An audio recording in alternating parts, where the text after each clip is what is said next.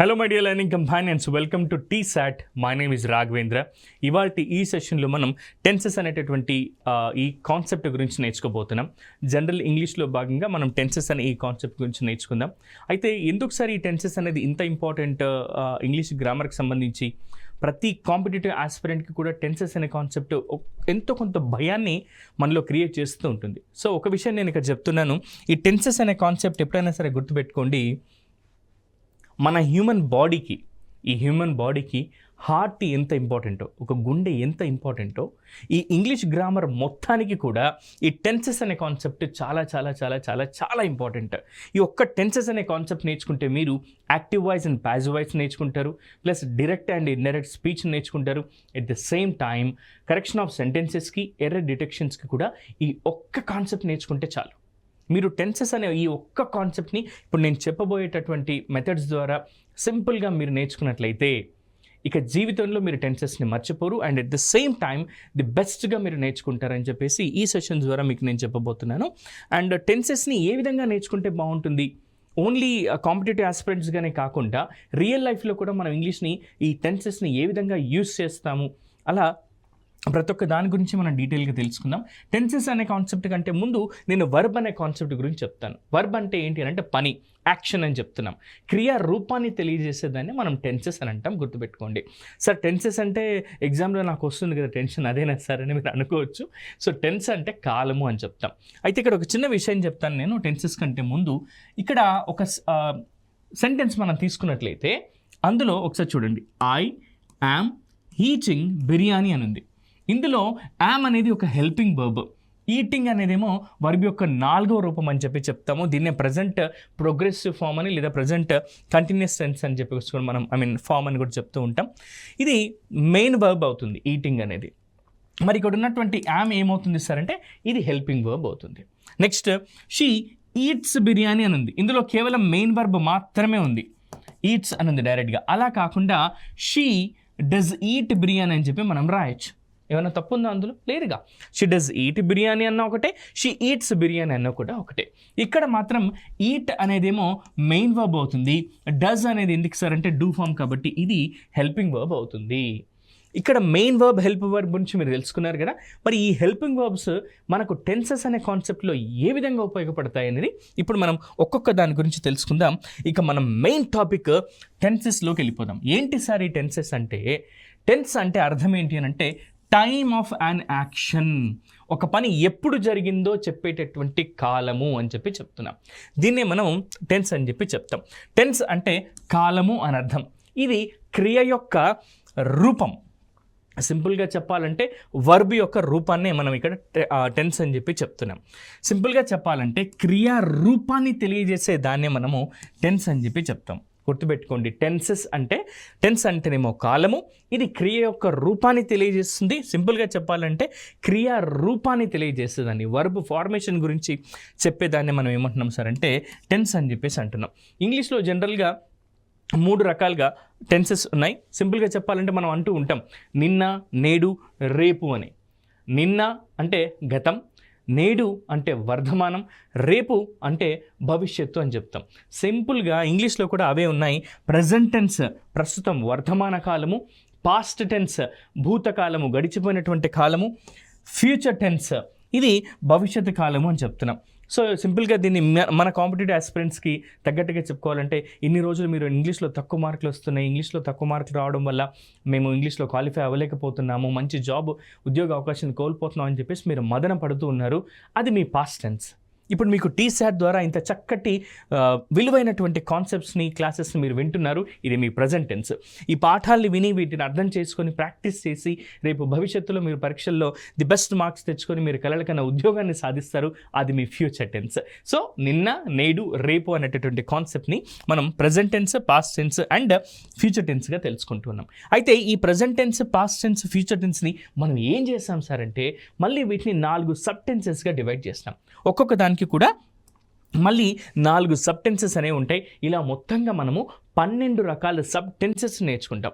3 రకాల టెన్సెసే, కానీ మళ్ళీ ఏం చేస్తున్నాం సార్ అంటే ప్రజెంట్ టెన్స్లో 4 రకాలుగా, పాస్ట్ టెన్స్లో 4 రకాలుగా, ఫ్యూచర్ టెన్స్లో 4 రకాలుగా డివైడ్ చేసుకుని మనం ఈ టెన్సెస్ని నేర్చుకుంటున్నాం. ఒకసారి చూద్దాం. ప్రజెంట్ టెన్స్లో సింపుల్ ప్రజెంట్ టెన్స్ అని ఉంటుంది మొదటిది. నెక్స్ట్ ప్రజెంట్ కంటిన్యూస్ టెన్స్ అని ఉంటుంది. మూడవది ప్రజెంట్ పర్ఫెక్ట్ టెన్స్ అని ఉంటుంది. ప్రజెంట్ పర్ఫెక్ట్ టెన్స్ అనేది ఉంటుంది. నెక్స్ట్ ఈ రెండింటిని కలిపితే వచ్చేది ప్రజెంట్ కంటిన్యూస్ మరియు ప్రజెంట్ పర్ఫెక్ట్ని రెండింటిని కలిపితే వచ్చేది ప్రజెంట్ పర్ఫెక్ట్ కంటిన్యూస్ టెన్స్ అని ఉంటుంది. ఇదే టైప్ ఆఫ్ సబ్ టెన్సెస్ని మళ్ళీ పాస్ట్ టెన్స్ కూడా ఉంటాయి. Simple past tense, past continuous tense, past perfect tense, ఈ రెండింటిని కలిపితే వచ్చేది పాస్ట్ పర్ఫెక్ట్ కంటిన్యూస్ టెన్స్ అని ఉంటాయి. ఇక ఫ్యూచర్ టెన్స్ ఉంది. దాంట్లో కూడా simple future tense, future continuous, future perfect, future కంటిన్యూస్ని పర్ఫెక్ట్ని కలిపితే ఏర్పడిందే ఫ్యూచర్ పర్ఫెక్ట్ కంటిన్యూస్ టెన్స్ అని చెప్పి చెప్తున్నాం. ఇలా 4 రకాల సబ్ టెన్సెస్ ఉంటాయి. ఒక్కొక్క దానికి కూడా మొత్తంగా 12 రకాల సబ్ టెన్సెస్ ఉంటాయి. మన ఈ సెషన్లో మనము ప్రెజెంట్ టెన్స్లోని 4 సబ్ టెన్సెస్ గురించి నేర్చుకుందాం. వాటిని రియల్ లైఫ్లో ఎప్పుడు ఉపయోగిస్తాం, పోటీ పరీక్షలలో ఎలాంటి ప్రశ్నలు అడుగుతారు ఏంటి, ఇవన్నీ కూడా మనం ఇక ఆలస్యం చేయకుండా నేర్చుకుందాం మిత్రులారా. మొట్టమొదటిది ఏంటి అని అంటే సింపుల్ ప్రెజెంట్ టెన్స్.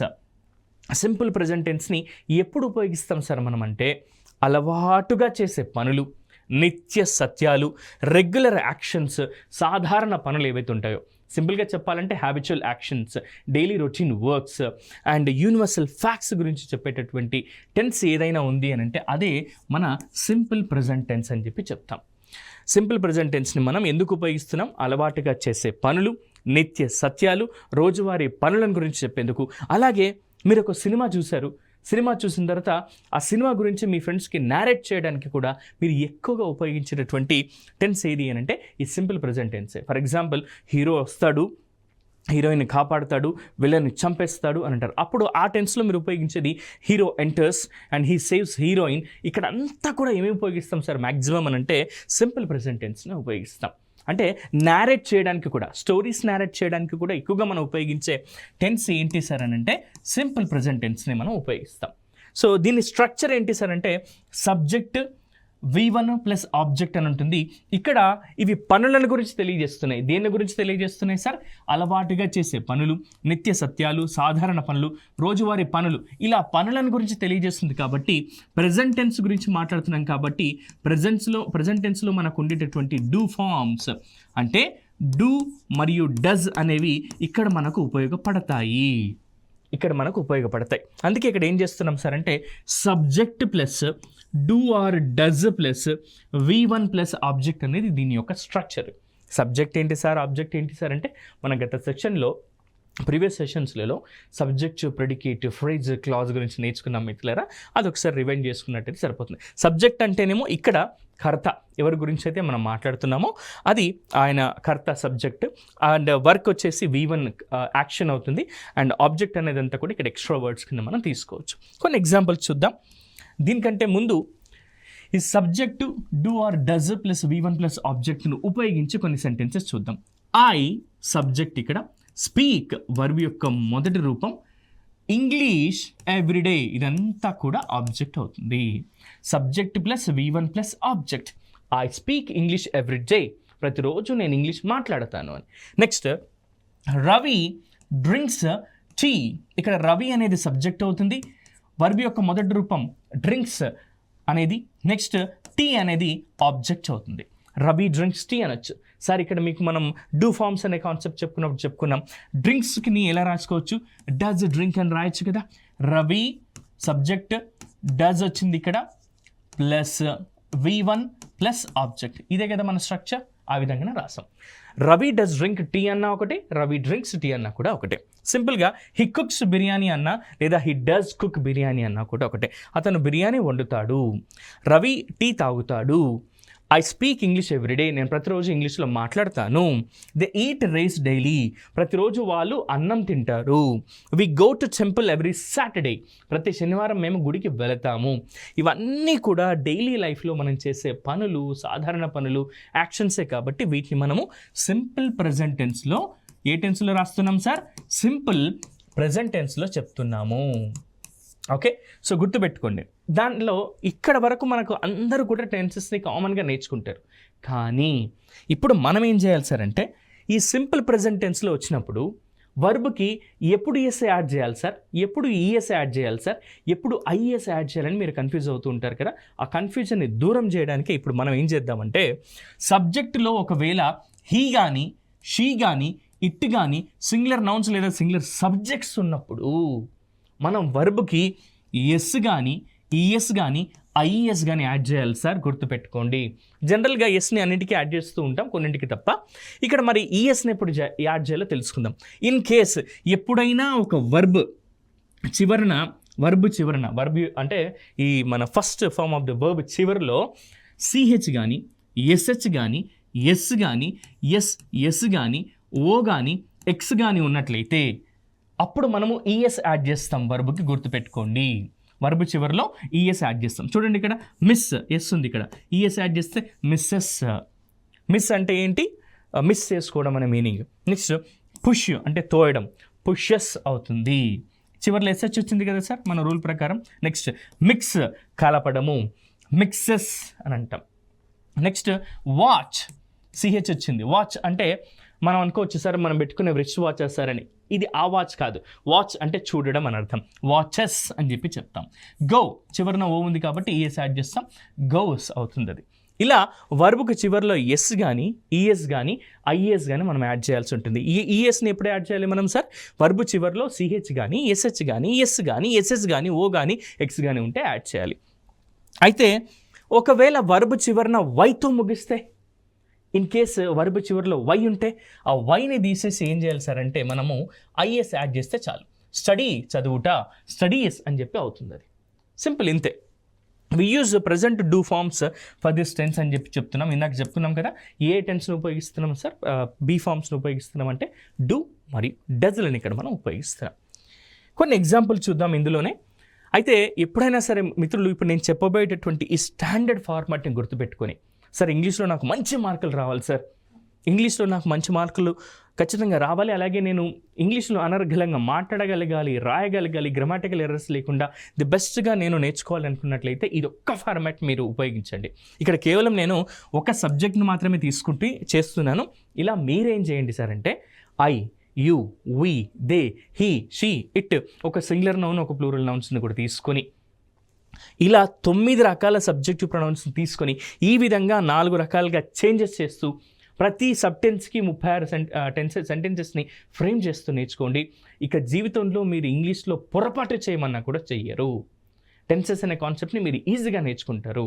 ఎగ్జామ్లో కూడా మీరు ఈజీగా మార్క్స్ను పొందగలుగుతారు. So I request you people, I eat biryani అని ఉంది ఇక్కడ. దీన్ని ఎలా రాయొచ్చు sir, I do eat biryani అని చెప్పి రాయొచ్చు కదా. ఇది ఏ టెన్స్ సార్ అంటే, సెంటెన్స్ సార్ అంటే పాజిటివ్ సెంటెన్స్. తింటాను, చేస్తాను, ఉంటాను అంటే పాజిటివ్, చేయను, తినను, ఉండను అంటే నెగిటివ్ సెంటెన్స్ అవుతుంది. సో ఇక్కడ పాజిటివ్ సెంటెన్స్ గురించి మాట్లాడుతున్నాం మనం. ఐ ఈట్ బిర్యానీ, నేను బిర్యానీ తింటాను. So it's a positive sentence అవుతుంది. మరి దీన్ని నెగిటివ్ సెంటెన్స్గా మార్చాలి అని అంటే, ఎప్పుడైనా ఒక సెంటెన్స్ నెగిటివ్గా మార్చాలంటే అందులో ఉన్నటువంటి హెల్పింగ్ వర్బ్ పక్కన ఎన్ఓటి నాట్ యాడ్ చేస్తే చాలు, అది నెగిటివ్ సెంటెన్స్గా మారిపోతుంది. ఇక్కడ మనకు ఐ డూ ఈట్ బిర్యానీ ఉంది కదా సార్, దీన్ని ఏం చేద్దాం సార్, ఇక్కడ రాద్దాం. I do plus ఎన్ఓటి not add చేయాలని మన రూల్ కదా. I do not eat biryani, నేను బిర్యానీ తినను, ఇది నెగిటివ్ సెంటెన్స్గా మారిపోతుంది. అంతే, ఏం చేయక్కర్లేదు. అందులో ఉన్నటువంటి హెల్పింగ్ వర్బ్ పక్కన ఎన్ఓటి నాట్ యాడ్ చేస్తే చాలు. డూ ప్లస్ నాట్ని ఎలా రాయొచ్చు, డోంట్ అని షార్ట్ ఫామ్లో రాయొచ్చు. ఐ డోంట్ ఈట్ బిర్యానీ, నేను బిర్యానీ తినను, ఇది నెగిటివ్ సెంటెన్స్గా మారిపోయింది. నువ్వు బిర్యానీ తింటావా అని ప్రశ్నించాలి అనంటే, క్వశ్చన్ అడగాలి అనంటే, ఇక్కడ ఉన్నటువంటి ఐ ఉంది కదా, ఈ ఐని ముందుకు డూని ముందుకు తీసుకొచ్చి ఐని పక్కన పెడితే చాలు. ఇక్కడ ఉన్నటువంటి హెల్పింగ్ వర్బ్ ఏదైతే ఉందో దీన్ని ముందుకు తీసుకొద్దాం. డూ ఐ ఈట్ బిర్యానీ అని చివరిలో క్వశ్చన్ మార్క్ పెడితే అది పాజిటివ్ ఇంట్రాగేటివ్ సెంటెన్స్ అవుతుంది. డూ ఐ ఈట్ బిర్యానీ, నేను బిర్యానీ తింటానా, ఇవాళ శనివారం కదా, do I eat biryani. So ఇలా అనమాట. నెక్స్ట్ దీన్నే నువ్వు బిర్యానీ తినవా అని కన్ఫర్మేషన్ చేసుకోవడానికి క్వశ్చన్ ట్యాగ్స్కి యూజ్ చేయాలంటే డోంట్ ఐ, ఈ డూ పక్కన ఎన్ఓటి నాట్ యాడ్ చేస్తే చాలు, అది నెగిటివ్ సెంటెన్స్గా మారిపోతుంది. Do not I eat biryani, దీన్ని ఎలా రాస్తున్నాం మనం, డోంట్ ఐ ఈట్ బిర్యానీ, నేను బిర్యానీ తిననా అన్నట్టుగా. దీన్ని ఏమంటాం సార్ అంటే నెగిటివ్ ఇంట్రాగేటివ్ సెంటెన్స్ అని చెప్పి చెప్తాం. సో పాజిటివ్ సెంటెన్స్ ఏంటి, ఐ డూ ఈట్ బిర్యానీ. దీన్ని నెగిటివ్గా ఎలా రాస్తున్నాం, I do not eat biryani లేదా ఐ డోంట్ ఈట్ బిర్యానీ. దీన్ని ప్రశ్నగా మార్చాలి అని అంటే డూ ఐ ఈచ్ బిర్యానీ, ఇక్కడ ఉన్నటువంటి హెల్ప్ వర్బ్ని ముందుకు తీసుకొచ్చి సబ్జెక్ట్ని దాని పక్కన యాడ్ చేసి చివరిన క్వశ్చన్ మార్క్ పెడితే చాలు, అది పాజిటివ్ ఇంట్రాగేటివ్ సెంటెన్స్గా మారిపోతుంది. పాజిటివ్ ఇంట్రాగేటివ్ సెంటెన్స్గా మారిపోతుంది. మరి దీనే నెగిటివ్ సెంటెన్స్గా కన్ఫర్మేషన్ కోసం గుర్తుపెట్టుకోండి, ఎప్పుడైనా సరే పాజిటివ్ ఇంట్రాగేటివ్ సెంటెన్సెస్ని క్వశ్చన్స్ని ఇన్ఫర్మేషన్ కోసం అడుగుతాము, అదే నెగిటివ్ ఇంట్రాగేటివ్ సెంటెన్సెస్ని కన్ఫర్మేషన్ కోసం అడుగుతాము. గుర్తుపెట్టుకోండి మిత్రులారా. నెక్స్ట్ మనం ఏం చేద్దామంటే ప్రజెంట్ కంటిన్యూస్ టెన్స్లోకి వెళ్ళిపోదాం. ఏంటి సార్ ఈ ప్రజెంట్ కంటిన్యూస్ టెన్స్ అని అంటే, గుర్తుపెట్టుకోండి, మనం చూస్తూ ఉన్న సమయంలో కానీ మాట్లాడుతూ ఉన్న సమయంలో కానీ జరుగుతూ ఉన్నటువంటి పనులు ఏవైతే ఉంటాయో వాటిని తెలపడానికి మనం ఈ కంటిన్యూస్ టెన్స్ని యూస్ చేస్తాము. గుర్తుపెట్టుకోండి మిత్రులారా, మిమ్మల్ని నిద్రలో లేపి అడిగినా సరే కంటిన్యూస్ అని ఉంది అని అంటే అది వర్బ్ ప్లస్ ఇంగ్ ఫామ్ ఉంటుందని చెప్పేసి గుర్తుపెట్టుకోండి. వర్బ్ ప్లస్ ఇంగ్ ఫామ్ని మనం ఏమంటున్నాం, ప్రజెంట్ ప్రోగ్రెసివ్ ఫామ్ అని అంటున్నాం, లేదా V4 ఫామ్ అని చెప్పి చెప్తూ ఉంటాం. ఎప్పుడు ఉపయోగిస్తాం ఈ ప్రజెంట్ కంటిన్యూస్ టెన్స్ని సార్ మనం అంటే, మనం చూస్తూ ఉన్న సమయంలో కానీ మాట్లాడుతూ ఉన్న సమయంలో కానీ జరుగుతూ ఉన్నటువంటి పనులు ఏవైతే ఉంటాయో వాటిని తెలియజేయడానికి ప్రజెంట్ కంటిన్యూస్ టెన్స్ని మనం ఉపయోగిస్తాం. అయితే ఇక్కడ చూస్తూ ఉన్న సమయంలో అంటే స్థితిని తెలుపుతున్నాం కాబట్టి, స్థితిని తెలిపేవేంటి, ఉన్నారు లేదా ఉన్నాము, ఉంది అని చెప్పడానికి ఏం ఉపయోగిస్తాం మనం, ప్రజెంట్ బీ ఫామ్స్ కదా. ప్రజెంట్ బీ ఫామ్స్ ఏముంటాయి, ఈజ్, యామ్, ఆర్ ఉంటాయి. మరి ఇది కంటిన్యూస్ అనగానే ఏం గుర్తుకు రావాలి, V1 ప్లస్ ఇంగ్ ఫామ్. కాబట్టి దానికి ముందుకు ఏం రావాలి సార్ అంటే is, am, are, subject plus is, am, are plus V1 plus ing plus object అనేది ఏదైతే ఉందో ఇది దీని యొక్క స్ట్రక్చర్. ఎందుకు ఈజ్, యామ్, ఆర్ తీసుకున్నాం సార్ అంటే కంటిన్యూస్లో ఉన్న స్థితిని తెలుపుతున్నాం కదా, ఇది కంటిన్యూస్ టెన్స్ కదా, అందుకే ఉన్న స్థితిని తెలుపుతున్నాం కాబట్టి ఈజ్, యామ్, ఆర్ అనేటటువంటి ప్రజెంట్ బీ ఫామ్స్ని మనం ఇక్కడ ఉపయోగిస్తున్నాం. An action which is going on at that moment of speaking is మనం ఎందులో చెప్తున్నాం సార్ అంటే ప్రజెంట్ కంటిన్యూస్ టెన్స్లో చెప్తున్నాము. We use present be forms for this tense, those are is, am, are అని చెప్పేసి మనం ఇక్కడ చెప్తున్నాం. ఏం ఉపయోగిస్తున్నాం sir, present be form. Structure ఏంటి, subject plus is, am, are plus V1 plus ఇంగ్ అనేది దీని యొక్క స్ట్రక్చర్, అండ్ దెన్ చివరిలో ఆబ్జెక్ట్ అనేది ఉంటుంది. కొన్ని ఎగ్జాంపుల్ చూద్దాం. They are playing in the ground, వాళ్ళు గ్రౌండ్లో ఆడుకుంటూ ఉన్నారు. ఇక్కడ దే అంటే ఏంటి సార్, సబ్జెక్టు, ఇది ప్లూరల్ సబ్జెక్ట్ కాబట్టి మనము ఆర్ అనేది తీసుకున్నాం, ఈజ్, యామ్, ఆర్లో ఆర్ వచ్చింది, ప్లస్ ప్లేయింగ్ ఇది వర్బ్ ప్లస్ ఇంగ్ ఫామ్ వచ్చింది. ఓకే, మిగతా అదంతా కూడా ఏంటి సార్ అంటే ఆబ్జెక్ట్. చూసారా మన స్ట్రక్చర్ని ఇది కరెక్ట్ ప్రాపర్గా యూస్ చేసుకున్నాం మనం. Subject plus am, is, are plus V1 plus ing ఫార్మాట్లోనే ఉంది. They are playing in the ground, వాళ్ళు గ్రౌండ్లో ఆడుకుంటూ ఉన్నారు. She is writing a letter to her parents, ఆమె తన తల్లిదండ్రులకు ఒక ఉత్తరాన్ని రాస్తూ ఉంది. He is teaching a lesson in the classroom, అతడు క్లాస్ రూమ్లో తరగతి గదిలో ఒక పాఠాన్ని చెబుతూ ఉన్నాడు. They are watching a movie in their home now, వాళ్ళు వాళ్ళ ఇంట్లో ఇప్పుడు ఒక సినిమాను చూస్తూ ఉన్నారు అని. సో ఈ విధంగా గనక మీరు నేర్చుకుంటే స్ట్రక్చర్ని బేస్ చేసుకొని, అలాగే మళ్ళీ ఈ సెంటెన్సెస్ని మనం ఏం చేయాలి సార్ అంటే పోటీ పరీక్షలలో మీరు గుర్తుపెట్టుకోండి. సార్ ఒకవేళ ఈ ఫార్మాట్లో ఉండి ఏమైనా క్లూ వర్డ్స్ ఉంటాయా సార్ అంటే, ఇదిగోండి సార్ ఇవి మీకు వచ్చేటటువంటి క్లూ వర్డ్స్. ఇక్కడ ఉన్నటువంటి క్లూ వర్డ్స్ని చూడండి మిత్రులారా. నౌ అనుండి subject plus is, am plus is, am, are plus V1 plus ing plus object స్ట్రక్చర్లో ఉన్నట్లయితే నౌ అని, ఎట్ ప్రజెంట్ అని, look I'm talking to you, ఇక్కడ ఏం ఉపయోగించాను నేను, లుక్ తర్వాత I am talking to you, present continuous టెన్స్ని యూస్ చేశాను. అదే listen I am talking to you, don't disturb I'm studying, don't disturb నేను చదువుకుంటున్నా నన్ను డిస్టర్బ్ చేయదు, don't disturb I yam studying అంటున్నాం. ఇవన్నీ కూడా ఈ క్లూ వర్డ్స్ తర్వాత వచ్చేవన్నీ కూడా ఏముంటాయి సార్ అంటే ప్రజెంట్ కంటిన్యూస్ టెన్స్లోని సెంటెన్సెస్ ఉంటాయి. అందుకే ఒక సెంటెన్స్ ఇచ్చి అది ఏ టెన్సో గుర్తుపట్టండి అని అడిగినప్పుడు ఇలాంటి క్లూ వర్డ్స్ అనేవి మీకు హెల్ప్ అవుతాయి. We're watching a movie in my home at present అని చెప్పి అన్నారు అనుకోండి, at present what are doing అంటే we're watching a movie at present in my home అని చెప్పి చెప్పారనుకోండి, అప్పుడు అది ఏ టెన్స్లో ఉన్నట్టు సార్, ప్రజెంట్ కంటిన్యూస్ టెన్స్లో ఉన్నట్టు. ఇది ప్రజెంట్ కంటిన్యూస్ యొక్క స్ట్రక్చర్. మనం ఏం చేద్దాం సార్, మన రూల్ ప్రకారం ఇంగ్లీష్లో ది బెస్ట్గా మార్క్స్ తెచ్చుకోవాలంటే రూల్ ఏంటి, మనకి ఇచ్చినటువంటి సెంటెన్స్ స్ట్రక్చర్ని బేస్ చేసుకొని ఒక పాజిటివ్ సెంటెన్స్ రాయాలి, దాన్ని నెగిటివ్లోకి మార్చాలి, దాన్ని మళ్ళీ పాజిటివ్ ఇంట్రాగేటివ్గా మార్చాలి, నెగిటివ్ ఇంట్రాగేటివ్గా మార్చాలి. అలా 12 మనకున్నటువంటి 7 సబ్జెక్టివ్ ప్రొనౌన్స్ ప్లస్ ఒక సింగులర్ ప్లస్ ఒక ప్లూరల్, ఇలా 9 సబ్జెక్ట్స్ని తీసుకొని మీరు కనుక ప్రాక్టీస్ చేస్తే, I request you all people, మీకున్న 24 గంటల్లో ఒక 1 అవర్ని ఇంగ్లీష్ కోసం కేటాయించినట్లయితే ఖచ్చితంగా మీరు మీ పోటీ పరీక్షలలో మంచి మార్కును సాధించగలుగుతారు. ఎందుకంటే ఉభయ తెలుగు రాష్ట్రాల్లో కనీసం ఒక 20 లక్షల మంది విద్యార్థులు ప్రతి సంవత్సరం కూడా వివిధ రకాల పోటీ పరీక్షలకి అటెండ్ అవుతూ తక్కువగా ఇంగ్లీష్లో మార్కులు తెచ్చుకోవడం వల్లనే మంచి కెరీర్ని కోల్పోతున్నారు, మంచి ఉద్యోగ అవకాశాలని కోల్పోతున్నారు. మిత్రులారా, దయచేసి ఇంగ్లీష్కి కొంత సమయాన్ని కేటాయించి ది బెస్ట్ మార్క్స్ మీరు పొందొచ్చు. టీసాట్ వారు అందిస్తున్న ఈ అవకాశాన్ని సద్వినియోగం చేసుకుంటూ. Next, he is writing a letter to his parents అని ఉంది. ఇక్కడ మనకు సబ్జెక్ట్ వచ్చేసి సబ్జెక్ట్ హీ ఉంది కాబట్టి ఈజ్ వచ్చింది మన రూల్ ప్రకారం. V1 ప్లస్ ఇంగ్ కాబట్టి రైట్ ప్లస్ ఇంగ్ వచ్చింది, మిగతాదంతా కూడా ఆబ్జెక్ట్. సో ఇది మనం ప్రజెంట్ కంటిన్యూస్ టెన్స్లో రాస్తాం.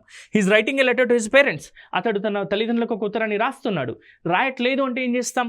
ఈజ్ పక్కన నాట్ పెడితే చాలు, అంతే కదా. మనకున్న రూల్ ప్రకారం ఏంటి, ఈ సెంటెన్స్ మొత్తంలో ఎక్కడైనా సరే హెల్పింగ్ వర్బ్ ఉంటే దాని పక్కన నేను నాట్ యాడ్ చేస్తే చాలు, అది నెగిటివ్ సెంటెన్స్గా మారిపోతుంది. He's writing a letter to his parents.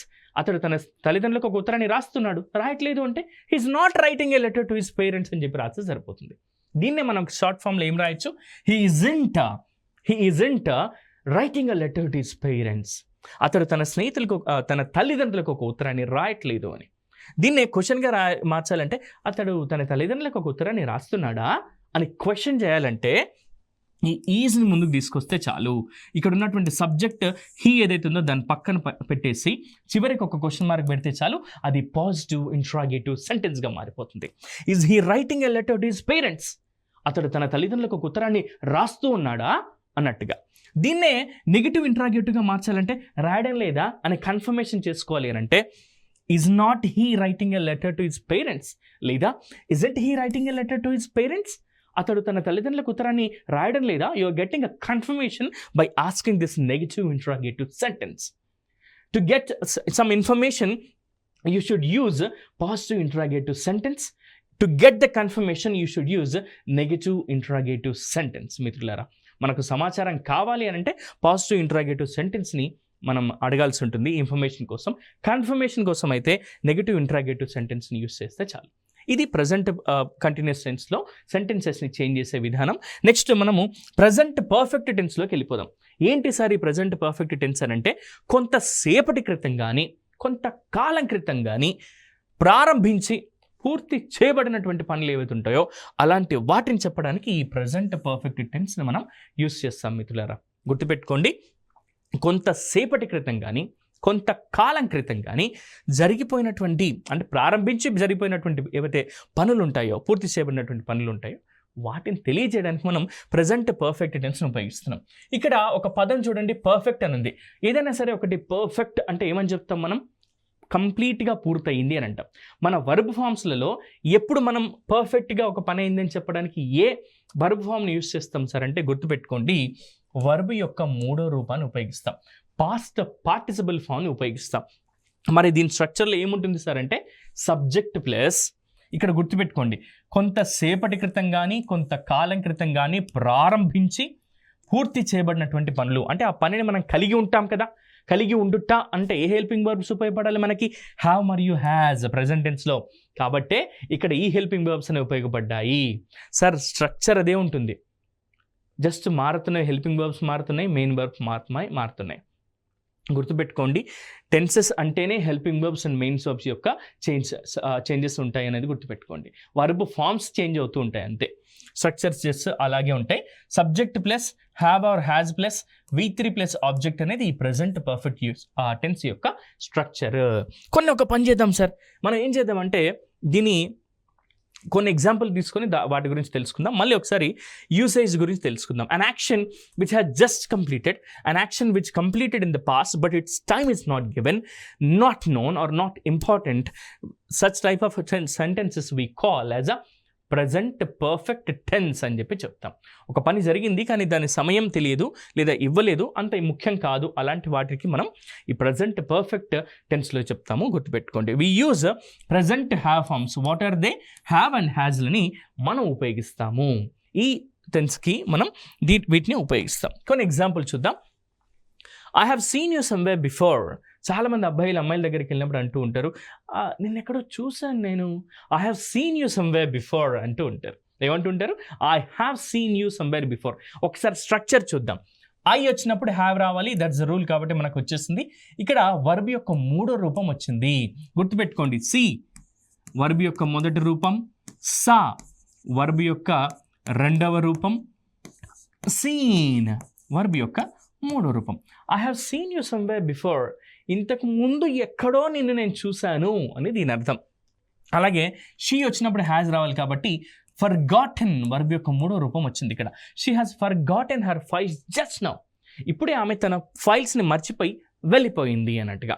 Next they have written, చూడండి దే వచ్చినప్పుడు హ్యావ్ రావాలి, కాబట్టి హ్యావ్ తీసుకున్నాం. Written 3 letters already, they have written 3 letters already. So ఇక్కడ కొన్ని క్లూ వర్డ్స్ని చూద్దాం మిత్రులారా. ఈ క్లూ వర్డ్స్ ఏంటి అని అంటే జస్ట్ అని, జస్ట్ నవ్ అని, ఆల్రెడీ అని, సో ఫార్ అని, టిల్ అని, నవ్ అని, రీసెంట్లీ అని, లేట్లీ అని, ఎట్ అని, ఎవర్ అని, ఇలాంటి క్లూ వర్డ్స్ ఉండి ఈ స్ట్రక్చర్లో ఉంటే ఇది ప్రజెంట్ పర్ఫెక్ట్ టెన్స్ అనేది మీరు గుర్తుపెట్టుకోండి. కొన్ని సేమ్ మనం ఇందాక చెప్పుకున్నట్టుగానే దీన్ని పాజిటివ్ సెంటెన్స్ నెగిటివ్గా, ఇంట్రాగేటివ్గా, నెగిటివ్ ఇంట్రాగేటివ్గా ఎలా చేంజ్ చేసేయాలో చూద్దాం. I have seen you somewhere before, ఇది మనకు పాజిటివ్ సెంటెన్స్. దీన్ని మనకు తెలుసు పాజిటివ్ని నెగిటివ్గా మార్చాలంటే ఏం చేయాలి సార్ అంటే సింపుల్గా హ్యావ్ పక్కన ఇన్వర్టి నాట్ యాడ్ చేస్తే చాలు, అది నెగిటివ్ సెంటెన్స్గా మారిపోతుంది. I haven't seen you somewhere before, ఇంతకుముందు నేను ఎక్కడ చూడలేదు అన్నట్టుగా మారిపోతుంది. దీన్నే ప్రశ్నగా మార్చాలంటే హ్యావ్ను ముందుకు తీసుకొచ్చి సబ్జెక్ట్ అయిన పక్కన పెట్టి చివరికి క్వశ్చన్ మార్క్ పెడితే చాలు, ఇది ఇన్ఫర్మేషన్ కోసం అడిగేటటువంటి పాజిటివ్ ఇంట్రాగేటివ్ సెంటెన్స్గా మారిపోతుంది. Have I seen you somewhere before, ఇంతకుముందు నేను చూసానా అన్నట్టుగా అవుతుంది. దీన్నే కన్ఫర్మేషన్ కోసం అడగాలంటే హ్యావ్ పక్కన ఇన్వర్టి నాట్ యాడ్ చేసి haven't I seen you somewhere before, ఇంతకుముందు ఎక్కడైనా నేను చూడలేదా, ఇట్స్ అ కన్ఫర్మేషన్ కోసం అడుగుతున్నాం కాబట్టి నెగిటివ్ ఇంట్రాగేటివ్ సెంటెన్స్ అవుతుంది. ఇది నేను ఐ అనే ఒక సబ్జెక్ట్ మాత్రమే తీసుకొని చేశాను మిత్రులారా.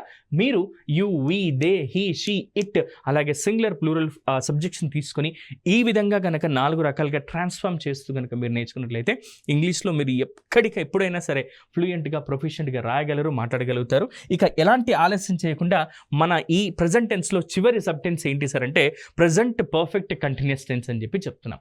Present perfect continuous tense, present continuous ఉంటుంది, పర్ఫెక్ట్ ఉంటుంది, రెండింటికి కలిపి మనం ఈ టెన్స్ని యూజ్ చేస్తాం. కానీ స్ట్రక్చరే కొంచెం తేడా ఉంటుంది. ఎలాగో చూద్దాం.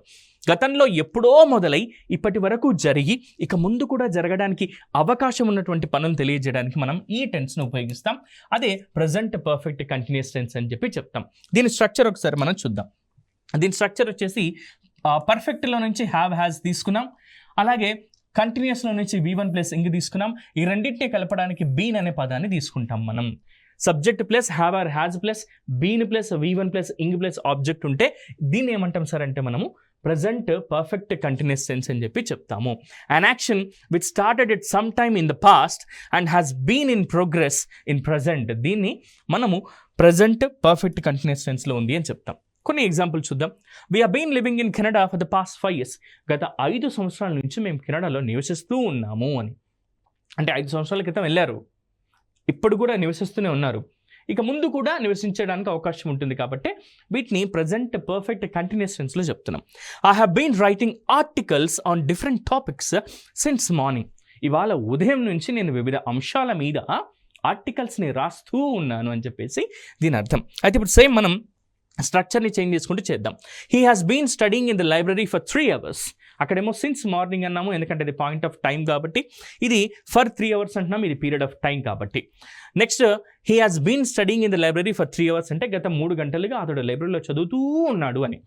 We have been shopping at this fair for 2 hours, గత 2 గంటల నుంచి ఈ జాతరలో మేము షాపింగ్ చేస్తూ ఉన్నాము అని అర్థం. అయితే దీంట్లో క్లూ వర్డ్స్ ఏముంటాయి సార్ అంటే సిన్స్ అండ్ ఫర్ అని, సిన్స్ లేదా ఫర్ అని, హౌ లాంగ్ అని చెప్పేసి ఇందులో క్లూ వర్డ్స్ ఈ స్ట్రక్చర్లో ఉండి ఈ క్లూ వర్డ్స్ ఉంటే అది ప్రజెంట్ పర్ఫెక్ట్ కంటిన్యూస్ టెన్స్లో ఉందని మీరు ఎగ్జామ్ పాయింట్ ఆఫ్ వ్యూలో గుర్తుపెట్టుకోండి. ఒక ఎగ్జాంపుల్ సేమ్ మనం ఇందాక ఎలా అయితే చేంజ్ చేస్తామో అలా చేంజ్ చేద్దాం. We have been living in Canada for the past 5 years అని ఉంది. ఇక్కడ మనకు తెలుసు ఏం చేయాల్సిన అవసరం లేదు. పాజిటివ్ సెంటెన్స్ నెగిటివ్ చేయాలంటే హ్యావ్ పక్కన ఇన్వర్టి నాట్ పెడితే చాలు. We have not been living in Canada for the past 5 years, గత 5 సంవత్సరాల నుంచి మేము కెనడాలో నివసించడం లేదు. వీ హ్యావ్ నాట్ అని అవుతుంది. హ్యావ్ ప్లస్ నాట్ మనం ఏమంటాం సార్, హ్యావెంట్ అంటాము. We haven't been living in Canada for the past 5 years, ఇది నెగిటివ్ సెంటెన్స్గా మారుతుంది. మరి దీన్నే క్వశ్చన్గా మార్చాలంటే have we been living in Canada for the past 5 years, గత 5 సంవత్సరాల నుంచి మనం కెనడాలో నివసిస్తున్నామా అని. దీన్ని నెగిటివ్ ఇంట్రాగేటివ్గా మార్చాలంటే హ్యావ్ పక్కన నాట్ పెడితే చాలు, కన్ఫర్మేషన్ కోసం యూస్ చేస్తున్నాం. Haven't we been living in Canada for the past 5 years? గత 5 సంవత్సరాలుగా మనం కెనడాలో నివసించడం లేదా అని అడగాల్సిందనమాట. ఇది మనము ఇక్కడ ఏం చేసాం సార్ అంటే పీరియడ్ ఆఫ్ టైం గురించి చెప్తున్నాం. ఇప్పుడు ఒక పాయింట్ ఆఫ్ టైం గురించి కూడా తీసుకొని చెప్దాం. Next, he has been studying in the library for 3 hours అనేది ఇక్కడ డ్యూరేషన్ చెప్తున్నారు. దీన్ని నెగిటివ్గా మార్చాలంటే హ్యాస్ పక్కన నాట్ పెడితే చాలు. హీ హ్యాస్ నాట్ బీన్ లేదంటే he hasn't been studying in the library for 3 hours. So ఇది మనం చదవట్లేదు అని నెగిటివ్ సెంటెన్స్గా. దీన్నే ప్రశ్నగా మార్చాలంటే has he been studying in the library for 3 hours? గత 3 గంటలుగా అతడు లైబ్రరీలో చదువుతూ ఉన్నాడా అన్నట్టుగా. దీన్ని నెగిటివ్గా మార్చాలంటే hasn't he been studying in the library for 3 hours? గత 3 గంటలుగా అతడు లైబ్రరీలో చదువుతూ ఉండలేదా అనే కన్ఫర్మేషన్ కోసం అనమాట. ఈ విధంగా గనక 4 రకాలుగా మీరు ట్రాన్స్ఫార్మ్ చేస్తూ సెంటెన్సెస్ని ప్రాక్టీస్ చేసినట్టయితే మిత్రులారా, మీరు ఇంగ్లీష్ని జీవితాంతం మర్చిపోలేరు. ఇంగ్లీష్లో ఎక్కడికి వెళ్ళినా సరే అన్ని రకాల పోటీ పరీక్షలలో మీరు మంచి మార్కులు సాధిస్తారు. టీశాట్ వారు అందిస్తున్నటువంటి ఇంత చక్కటి అవకాశాన్ని మీరు సద్వినియోగపరచుకొని ది బెస్ట్ మార్క్స్ని మీరు స్కోర్ చేసి మీరు కలల కన్నా ఉద్యోగాన్ని సాధించాలని మనస్ఫూర్తిగా ఆశిస్తూ నేను మీ రాఘవేంద్ర. నెక్స్ట్ సెషన్లో మళ్ళీ కలుద్దాం. Thank you.